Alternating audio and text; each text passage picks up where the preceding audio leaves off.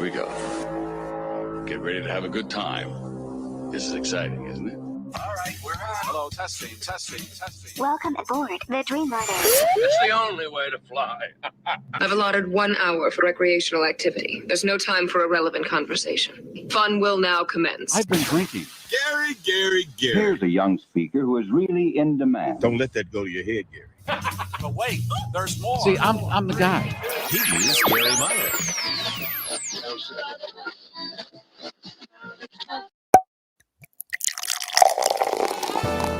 Live on the internet, it's the Garrforce Cocktail Hour on the Garry Meyer Show. No matter where you are, it's time for a digital mimosa. Cocktails, woo, drinks. This show is streaming live Friday, October 16th, 2020, 6 o'clock Eastern Daylight Saving Time, 5 o'clock Central, or adjust that for your time zone, or maybe you're watching a replay. But in any event, it's our weekly yappetizer time with Garry. Every day, it seems like you're on an acid trip, right? Give me a 1, give me a 2. Ooh, drinks, not 1, 2. Interesting. Stream along with us in real time on our platforms while we're live and get the full interactive Garrforce experience. And it's yappetizers and drinks. Comments are welcome on our live show on Facebook, Twitter Periscope, and YouTube. You can also text us at 773-888-2157. Charges may apply. If you tell us in a text that you'd like to chat on the show with Garry, we may just be able to work that out too. Now, fasten your seatbelts. It's time to go wheels up on the Garrforce Live.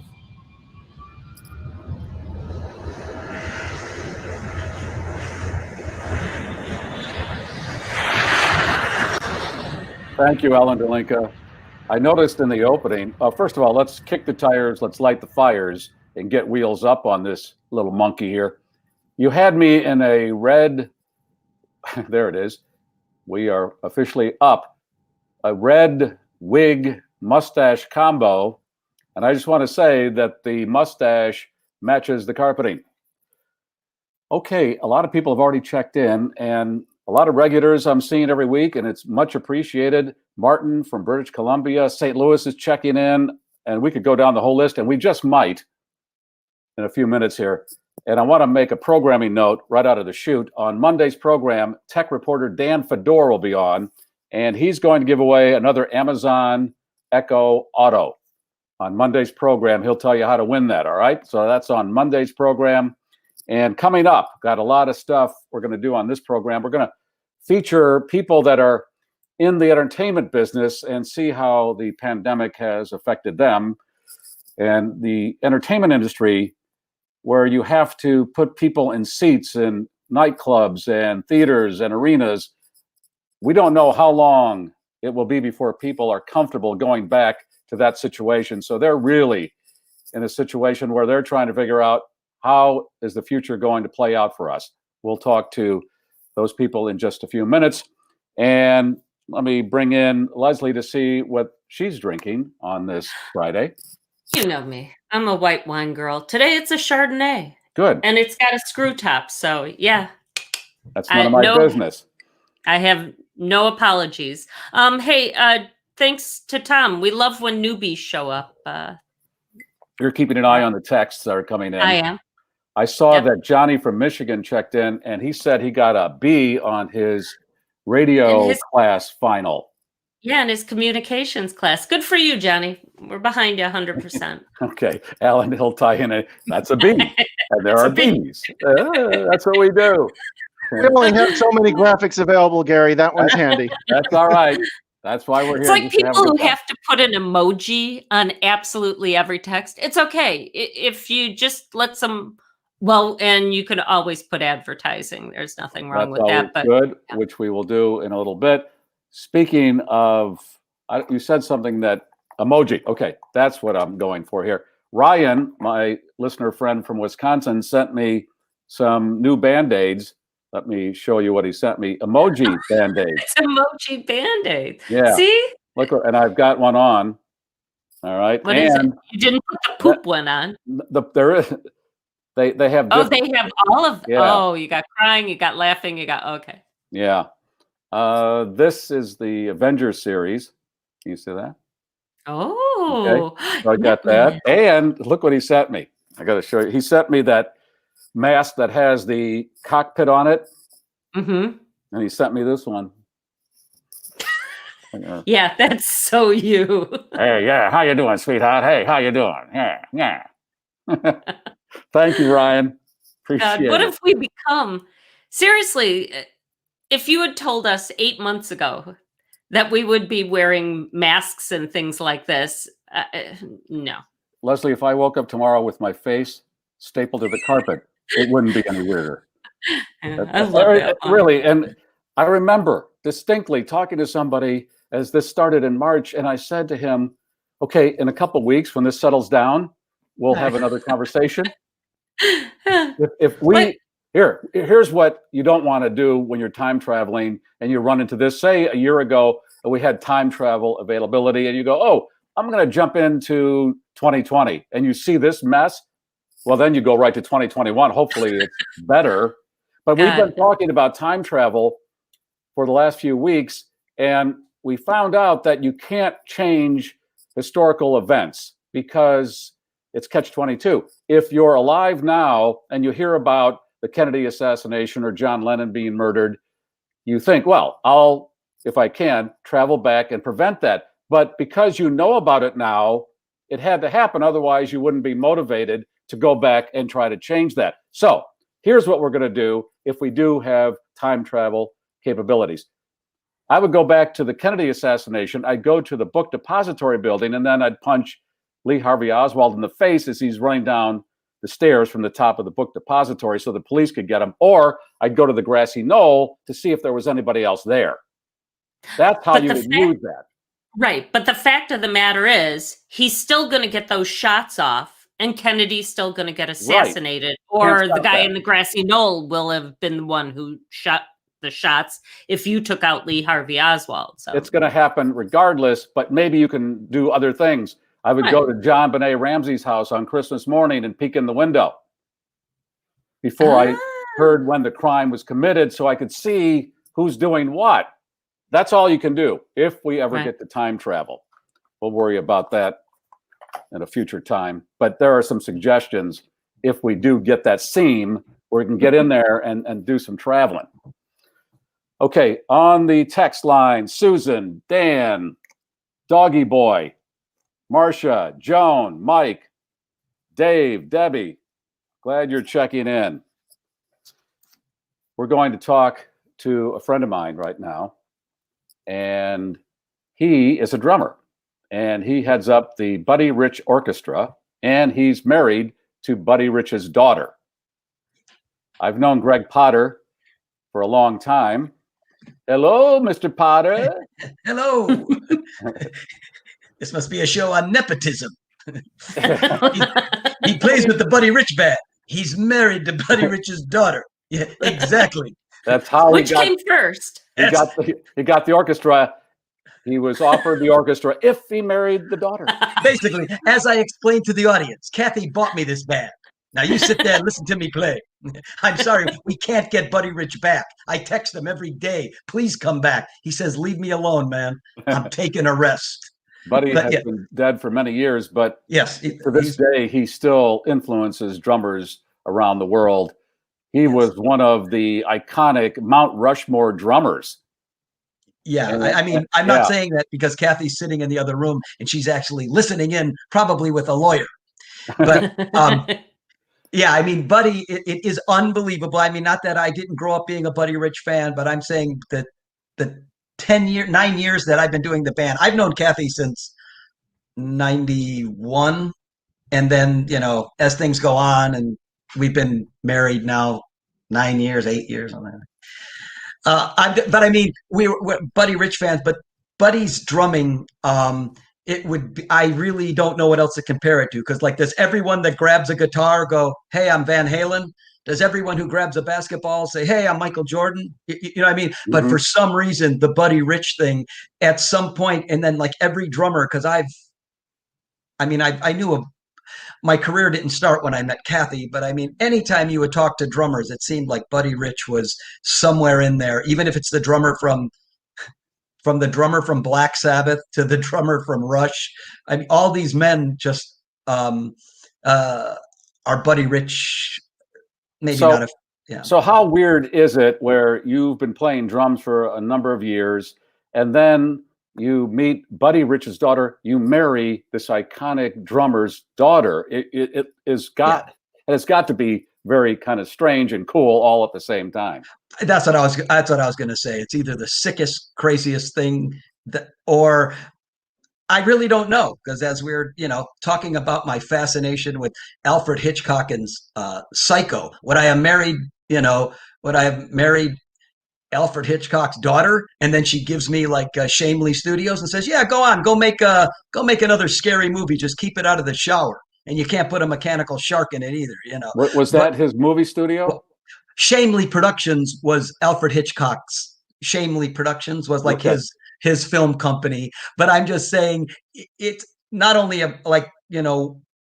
because I knew Kathy way before this whole Buddy Rich band, and because at no point did I grow up saying, "Oh man, I could be," because in no way do I also think I'm Buddy Rich or the next Buddy Rich. That's nowhere near this family's whole circle. No, you're just trying to keep the music alive. Right. And there are some members in your orchestra. You have an orchestra of 18 pieces. Yeah, it's Buddy's 18 piece, Buddy's like original band. And what we have is, because Buddy's career spanned so long, the guy went through musicians like I would go through hair products. Just so the guys that played in his band, Buddy passed away in 1987. So he had his own big band 1966 through 1987. So I think we have a couple guys, a guy named Chuck Finley, who is like the trumpet player who you've heard on not only every Steely Dan album, but every Earth, Wind and Fire album. Any hit record you heard from 1970 to 85, Chuck Finley's playing the trumpet, even on Carpenter's songs or something, whatever.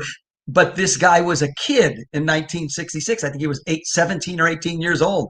Buddy found him in LA and he played with Buddy's band. But now the guy's he's young. He's in his late 60s, But so I'm saying these men are still around. So you're with them in this configuration. Right. So getting back to, we have an alumni all-star band. So basically the band, most guys are in New York and LA.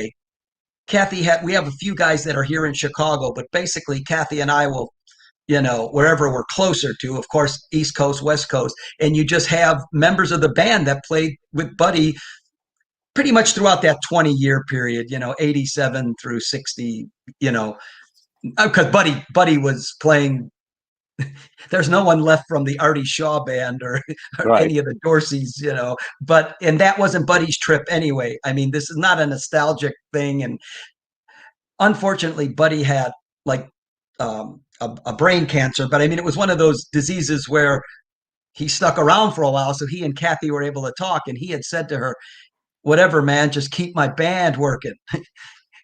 So Kathy's like, "Well, what do you mean?" He just says, "Don't let them forget about me." So, it's kind of, when we see us doing this and you see Kathy where her heart's at and where her idea's at, it's not like she's trying to replace her dad. It's kind of like you bring it out there. The music, the aura of Buddy and what he did. And as it turns out, you and Kathy and my wife and I were out to dinner one night. We started talking. As it turns out, I saw Buddy and his band play in suburban Chicago. Yes. And Buddy had a line that I never forgot.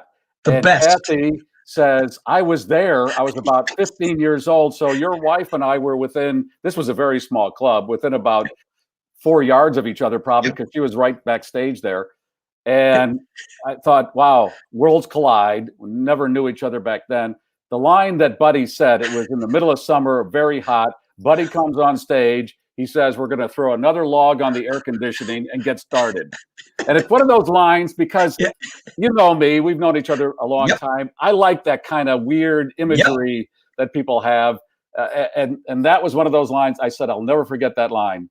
And I got to tell his daughter And she goes, "Oh, I was there. I was there." Exactly. Yeah. And then she tells you that she stayed on there. Buddy took the tour bus and went on to like some other dates. She wanted to stay there to swim in the pool. Yes. Like it was like kind of like a resort kind of stuff. And she says, "Oh yeah, I stayed there for like 3 days, and then the bus came back and got me." Yes, it's unbelievable. Yeah. So right. So you've got Buddy Rich on the. At no point, I don't know if Buddy ever asked Kathy, "Could you please find this little Polish kid from Chicago to come and be the leader of play the drums." He never mentioned me, because I met Buddy a couple times as a little kid, and it just he never liked me. The times I met him, they just, the meetings, I hear all these wonderful stories, like, a little kid goes up to Buddy and like, "Yeah, your snare drum sounds, or I like your drum set." Buddy gives him the drum set. Mm-hmm. "I like your sweater." Buddy gives him the sweater. I met Buddy. The guy could have cared less. Yeah. I mean, that's great. So now that I hear that, he's probably spinning in his grave. Oh, he actually texts me back. Yeah. He says it's like a scene from What's the House That's Possessed? Get Out. Where they keep saying, "Get out." Yeah. I hear that at night sometimes, and it's actually Buddy saying. That's terrific. But regardless, you're in charge of the orchestra, and you guys, prior to COVID, were touring the globe. Yeah. And you were telling me the story last night. We were talking, and last year, 2 years ago, you met Rod Stewart. Rod was playing in the Chicago area, right? And Kathy and you go backstage, right? Kathy's friends with the bass player that's been with them forever, so that's how Kathy's Rolodex looks like. Entertainment, TMZ. So he gravitates towards you. He doesn't know you from Adam, right? And he really is intrigued by you, and then finds out you're in charge of the Buddy Rich Orchestra. And cut to the chase, he wants you to be his band for a tour. Yeah, and that would have happened this year. That would have right, because we met him. 2 years ago, and then he said, he's intrigued by it. And like I said, he's watching me play on Kathy's cell phone. "I got to see this live. I've got to see this." So it took that year till he finally saw us in London last year. And then does these standards now, which would be a perfect combination with your orchestra. Right. And that's what he wanted to do. He wanted to marry those two things, and it's all on the back burner now. Yes. The way Frank Sinatra used to do with Buddy. I mean, Buddy toured with Frank all the time, and basically Buddy would come out and do the opening set, and then the band would stay up there. Buddy would get up and leave, and Frank would walk out. Well, I would stay on the stage because I'm not Buddy Rich, so I'll stay and let Rod walk out. So I would do those. But yeah, so unfortunately that gets put. That would have happened 2020 now. So now, unfortunately, even Rod's stuff, I guess you can say we're all in this together.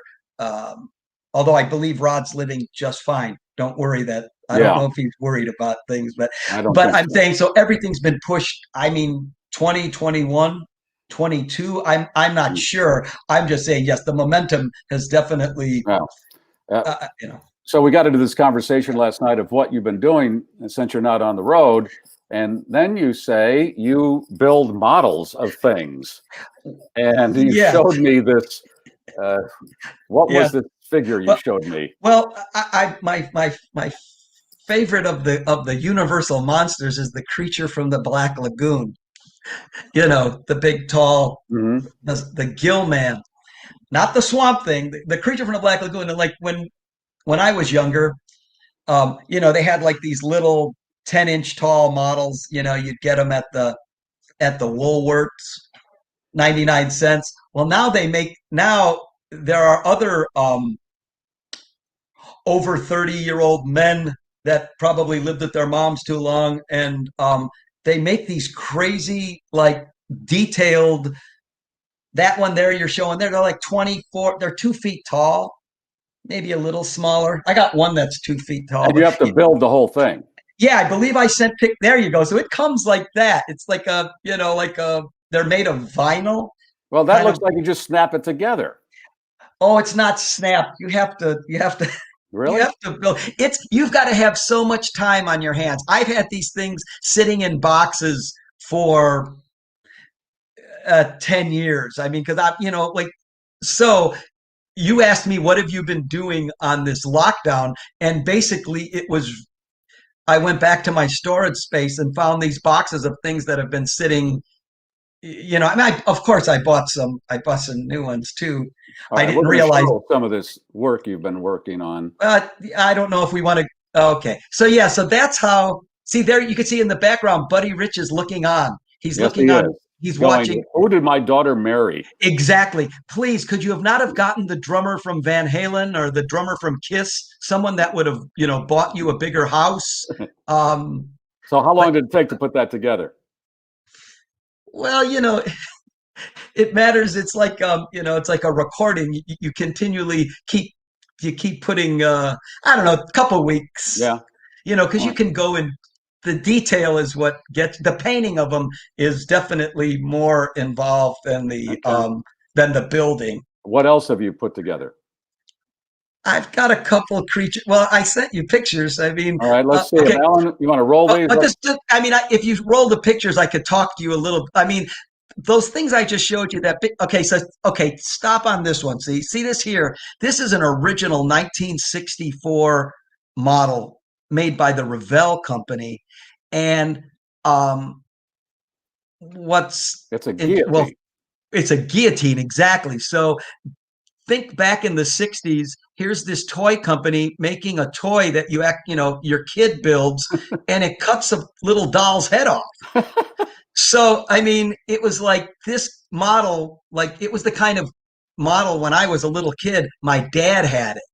You know what I mean? So I guess you'd have like the Playboy magazines hidden somewhere, and then your dad's guillotine model. Because, well, you remember my mom, I was a little bit sheltered. You know, I mean, I don't even know if my mom let me look at the box, the cover art, you know. Wait, does the doll's head come off? Is the blade sharp? How does that work, Greg? And well, you know, let's take a look. Hold on a second. Okay. Let's take a look. Can you demonstrate it for us? Well, that's where I'm going to have to say some of this stuff is really delicate, and you know, I don't want to like break things. Let me show you. Because you're going to take it to Antiques Roadshow. Would it surprise you that this is worth $3? I'm going to take this friggin' thing to Walmart and try to sell it in the parking lot to buy toilet paper in about 3 weeks. What are you doing? I'm trying Where's the guillotine? I'm getting it. All right. All right. Okay, so let's get this where we can see it. Okay. So there's the guy's head. Yeah. Hold on, let me get that. Hold on. There it is. Okay. So you look at this. This is 4 days of work right here just to get the spine from the neck cut properly. Look at that. Yeah. It actually looks like bone matter. Okay. Okay. Yeah. So that snaps into the body? So that snaps into the body. The blade comes down, and boom, your head comes off. Yeah. But remember, this was built for a 9-year-old child back in 1964. You had the Beatles in a guillotine model, and then 40 years later, Potter gets one. All right, nice. How much did you pay for that?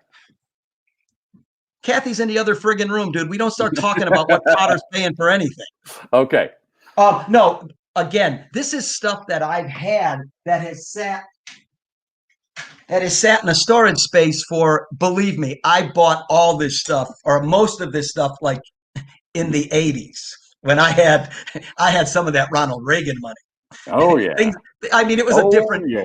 Well, and it's also different when you're still living at home with your mom at 19 years old, making more money than I think, making it more than my dad. Yeah. You know what I mean? And I had that. Didn't I buy a brand new Porsche? I mean, I was like the poster child of idiocy. But I mean, it didn't become a Corey Haim drug habit. God rest your soul. You know, but I mean, I spent money that, you know, so I had this, like that guillotine model. I'm not kidding. I've probably had since 1980s, all right. 87, 80, you know, so it sat in the box.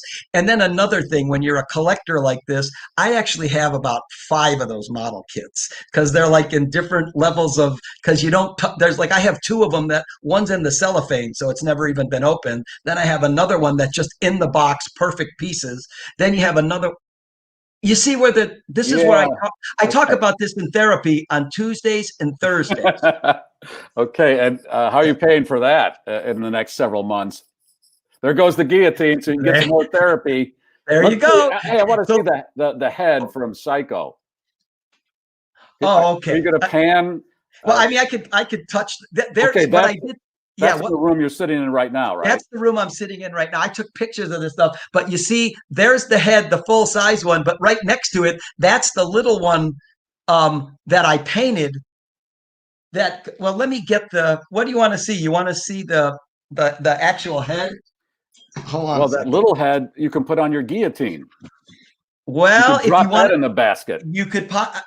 Yeah, it puts the head in the basket. Well, no, that head goes on the model of Mrs. Bates that I also made. That's another one you might want to see. Check this out. I think that's what we're seeing now on the screen. Yeah. Wow, you are.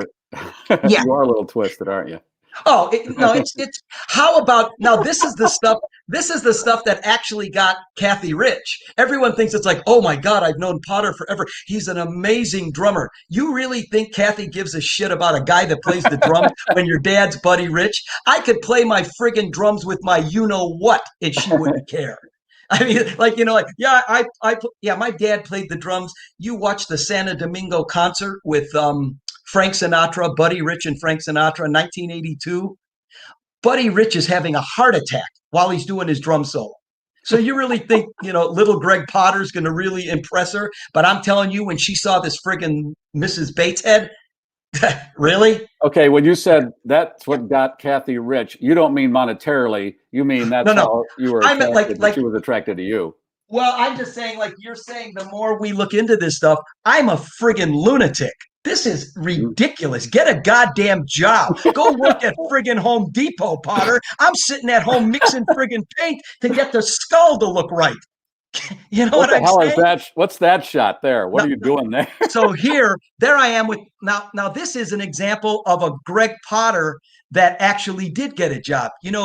K&B, Greg Nicotero, the guy that does the Walking Dead series, K&B special effects.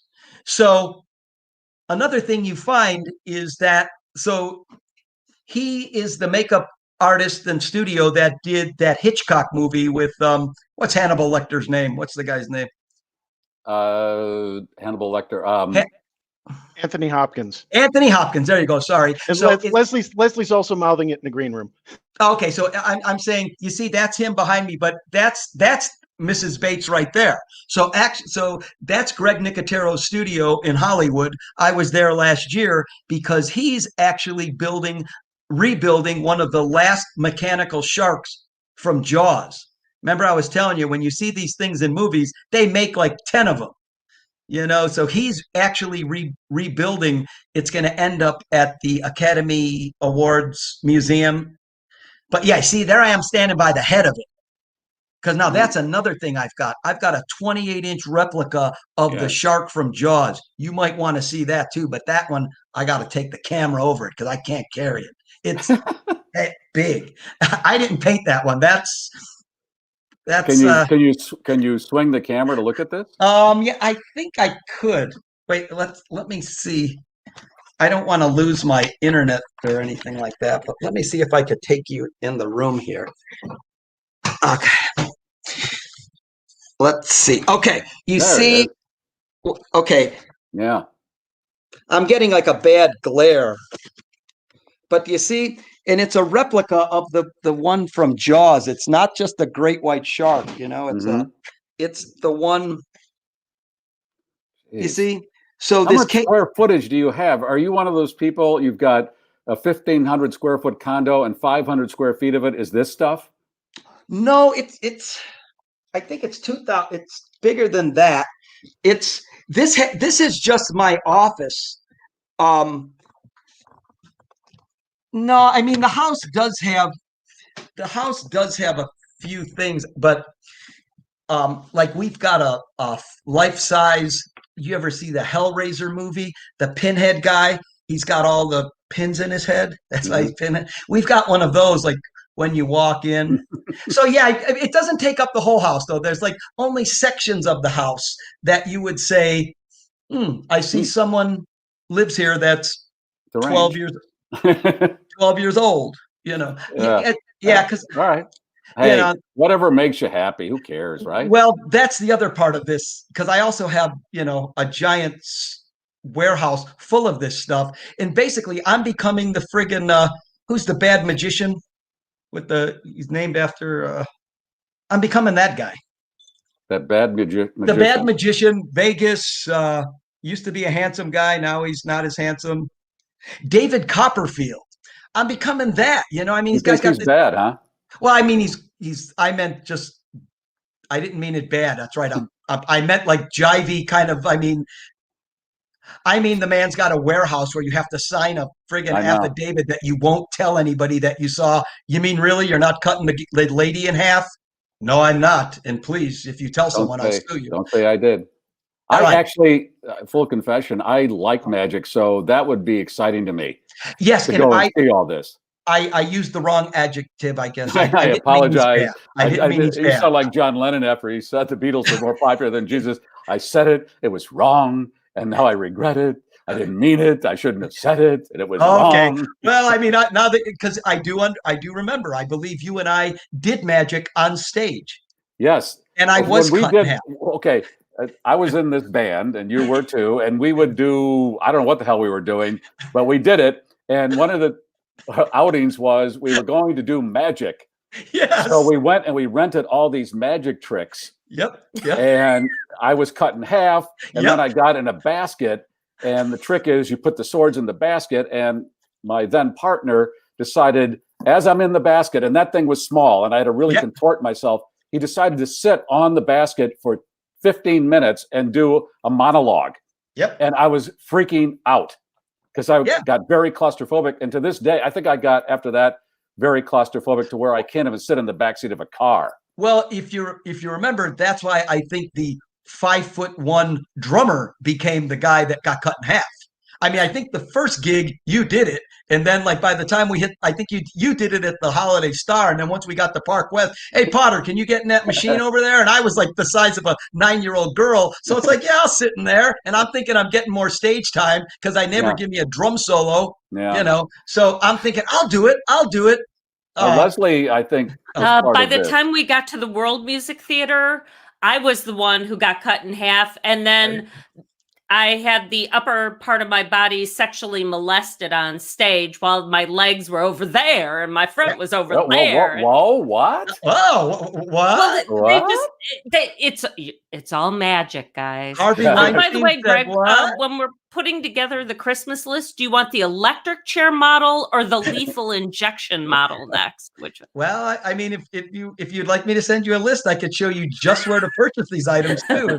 In case you're asking, where does one get a 28-inch replica of the shark from Jaws? Not just a great white shark, the shark from Jaws. We might have to post that for today's viewers. Yeah. So now that we're on this topic, one of the stops we had was in Milwaukee.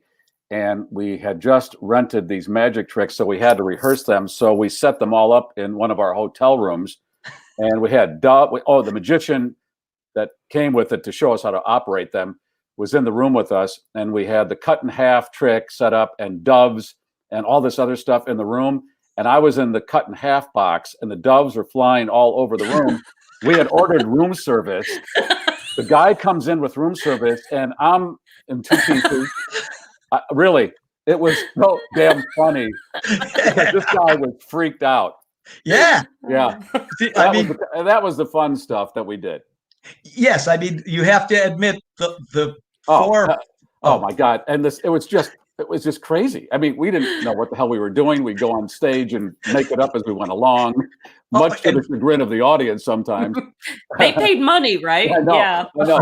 In fact, our boss came backstage after one of those debacles and said, "Listen, we know you guys could ad lib to the bejesus belt on the air. You need to plan something when you go on stage. Because this, I don't know what the hell this is." Well, exactly. He was right. Oh, now that you look back at this stuff, you say, "Oh my God, how did anybody get paid?" Well, I mean, I didn't get paid, but like somebody got paid. Yeah, people got paid. Yeah, really. Oh, really? Yeah. Well, Gregg, it's always good to talk to you. Of this, I mean, really, this is wonderful. This is gold, Jerry, gold. Well, I hate to be the little court jester, but I don't care. No, that's why I love you, because you exactly. I don't always care. make me laugh. Yeah. We always had such a good time together because we've got that life is just to be enjoyed. Otherwise, exactly. What's the point? And as you know, Leslie's going to tell you what I do after the show every Friday. Leslie, what do I do? Usually Garry then goes out to the backyard. He sits on a rock, takes off his shoes, and cries. Because, yeah, there's just too much nonsense out there. And I need more laughter like everybody else does. So thank you for the laughter. Does anyone remember laughter? Robert Plant would say, yeah, even Goofy. All right. Thank you, Gregg. Hang out. We're going to talk to some theater people now because they're going through the same thing y'all are going through, where you don't have an audience assembled, and that's how you make your living. So now what do? Well, my producer, I have two producers. This show is so massive, it needs two producers, Alan and Keith Conrad. It's not like NPR. It's not like we're going to have 30 seconds of and our assistants and our intern. No, we have two producers. Yeah, exactly. I like when nonprofits have bigger staffs than other people. That always blows me away. When I went to see a taping of Wait, Don't Tell Me, I counted and lost count after a while. 30 people running personal back and assistants and catering. And, oh my God, I went backstage and they're big buffets, and I'm like, this is NPR. What the hell? I thought it's all kind of paying you. Right. We're all doing this because we love life and just being. Okay. Keith, come on in and talk about who we're going to have on the show right now. Hey, Keith. Keith needs to unmute himself. Keith? I can talk for him while he's moving his lips if he likes. I know. That's the problem. I had to make sure that I wasn't going to be, dropping F-bombs all over the place. Although it's the internet. It's the Wild West. Right. Keith has, by the way, ladies and gentlemen, Keith has Tourette's, and that's why he tries to monitor himself. Son of a bitch. Exactly, Son of a bitch. So, Garry, I'm producing your show. I'm one of many producers for your show. Yes. I also just wrote a book and just got married. So I didn't have enough projects going on. That's right. So I decided, let's partner with a theater group to create an audio drama podcast. So that's what this theater group is doing. It's the Lifeline Theatre in Chicago. And of course, they can't have an audience. So now what do? Well, they've gone to electronic media, and that's what has happened with them as far as they did a production on Zoom. What was that one, Keith? That was Pride and Prejudice. Pride and Prejudice. That has to be pretty complicated to do on a computer. I would imagine logistically it's a challenge. Yeah. So now they're doing a podcast and doing Edgar Allan Poe, and you're producing that for them. And why don't you bring on the members from the theater? Well, we have Alicia Duncan, who's the artistic director, and Christopher Hainsworth, who's an ensemble member. Hey. Hello. Hey. Well, welcome. And you guys have been around, at least the theater's been around since the 80s? That is correct.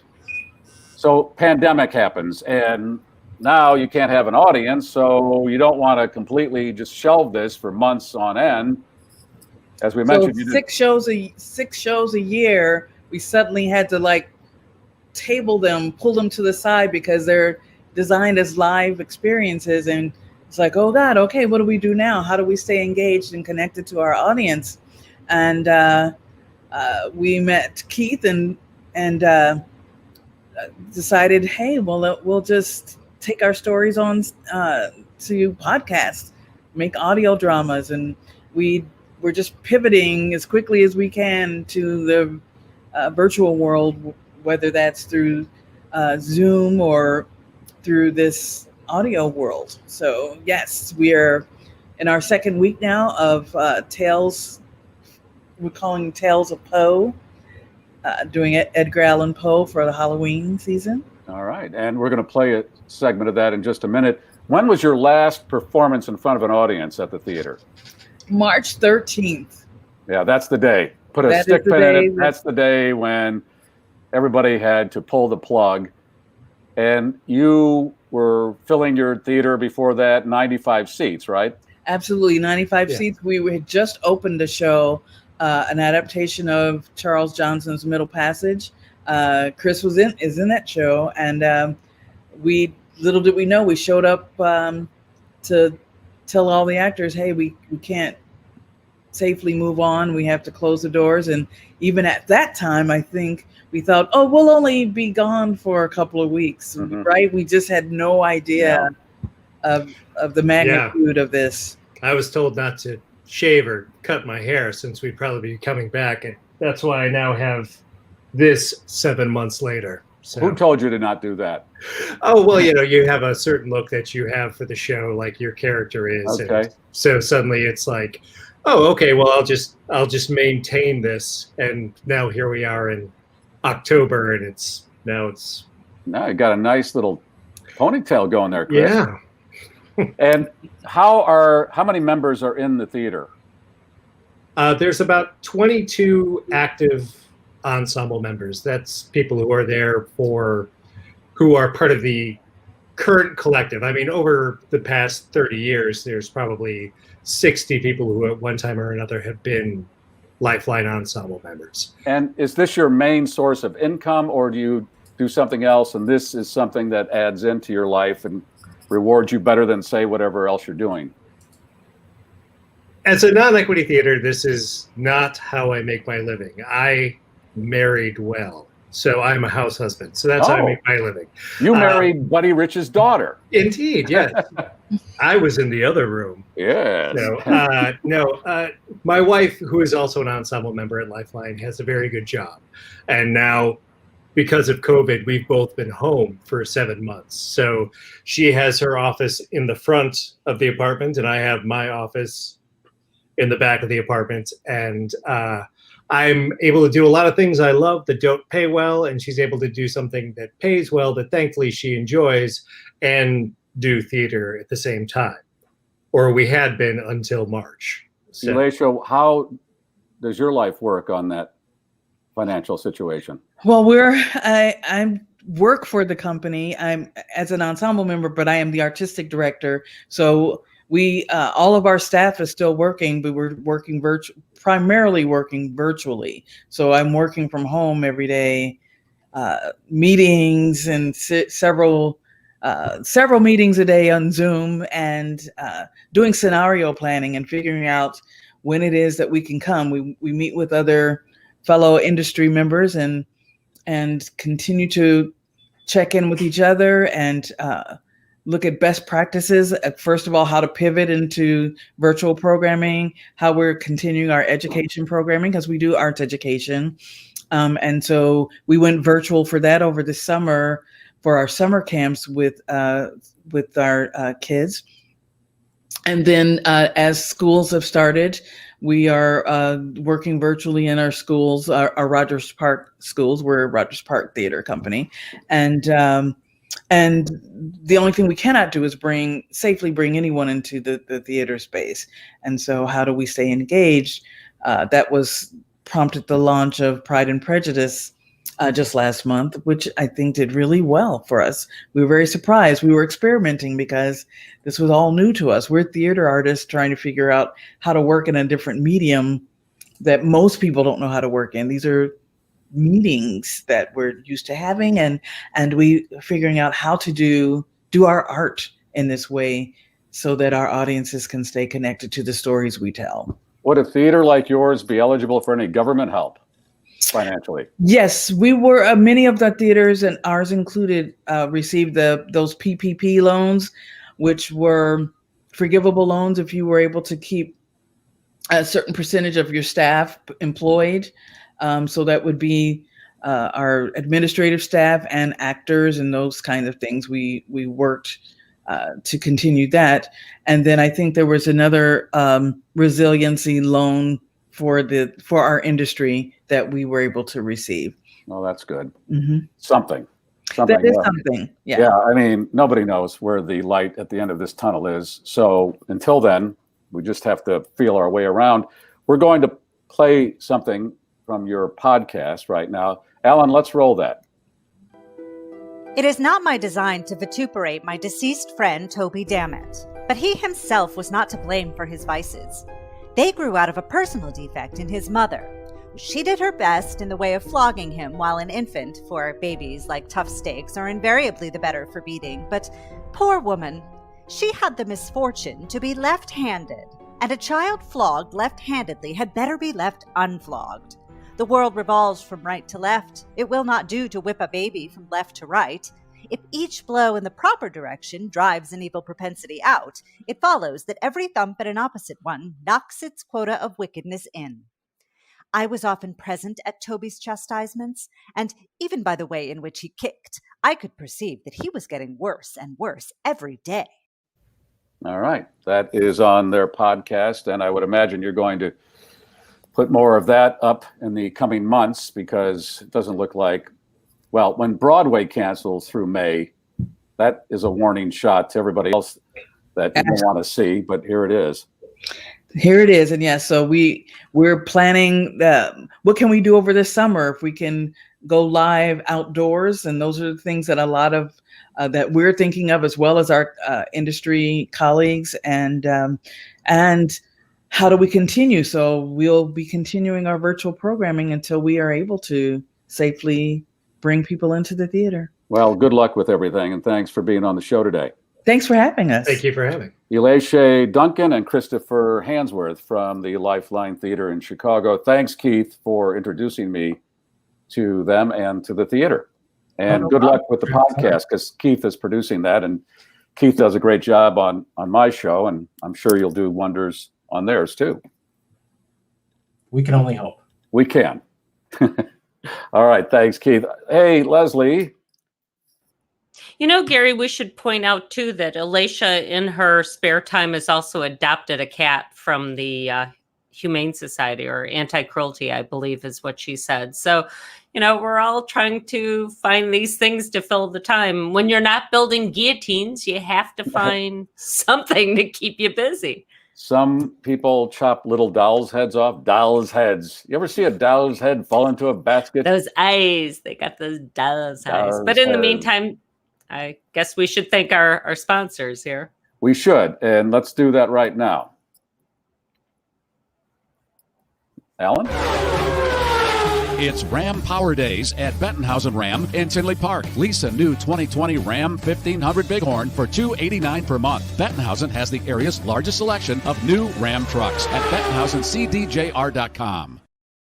And if you'd like to get a mortgage or a refi, that's the man to call, David Hochberg and his team. They will help you out with that, give you a free consultation. And if you're still not comfortable after they crunch all the numbers for you, that's fine. They're happy to help out. Rates are very low right now. I was talking to David yesterday. Some are in the 2.8 range. That's what my parents had in the early 60s as a loan.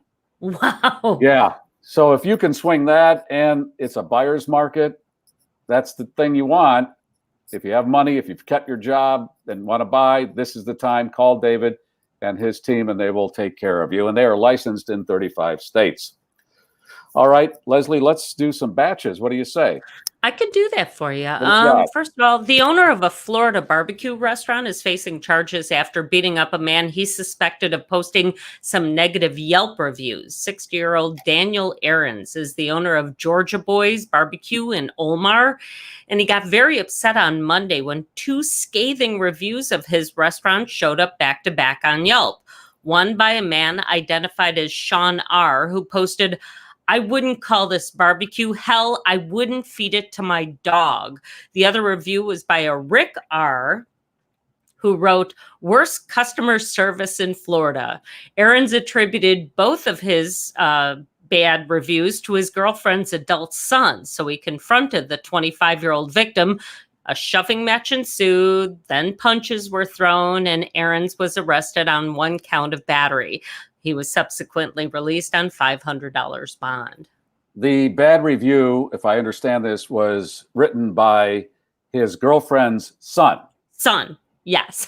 Okay. Or at least okay, Sean R. or Rick R. But yeah, he figured both of them had to have come from the same guy. And that's going to promote some harmony in the relationship, huh?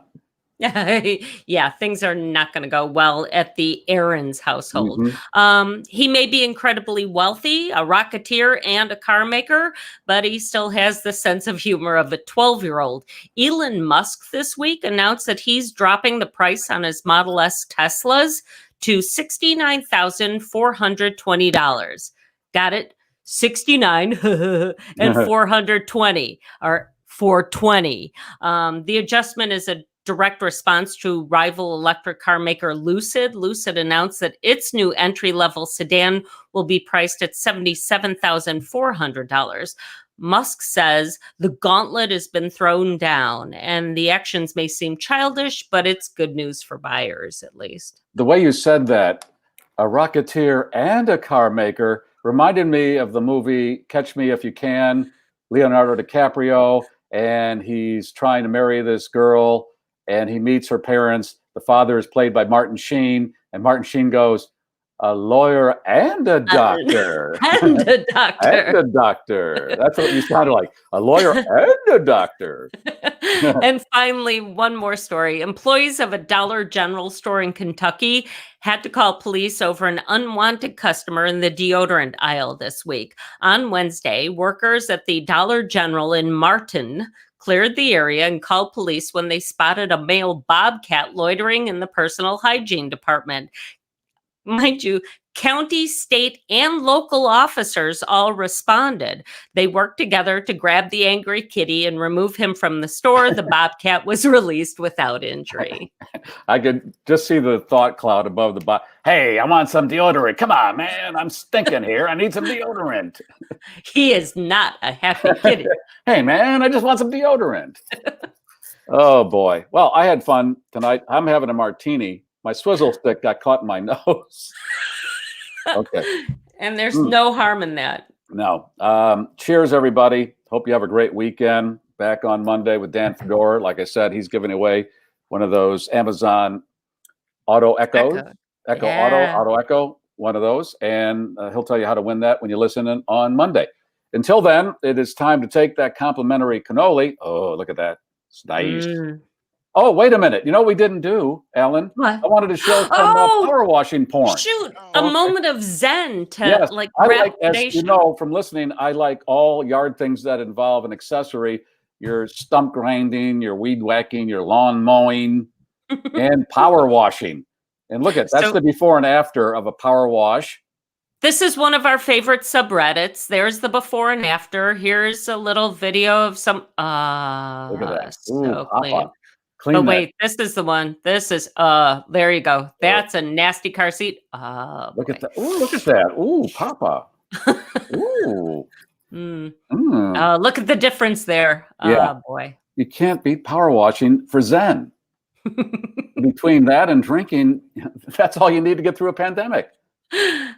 What's this next? All right, so we saw some good power washing porn there. Yeah, seriously, it's on Reddit. You can find it all the time. Thank you. And what about that schnauzer? In honor of our guest, Gregg Potter, today, we're going to paradiddle the schnauzer. Oh, gosh darn it.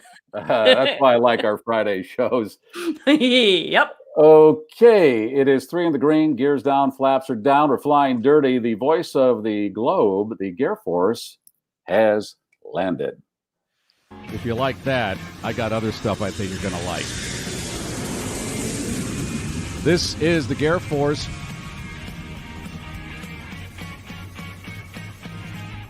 Next Friday, I thought I'd really get into it. My guest will be Eric the Undertaker.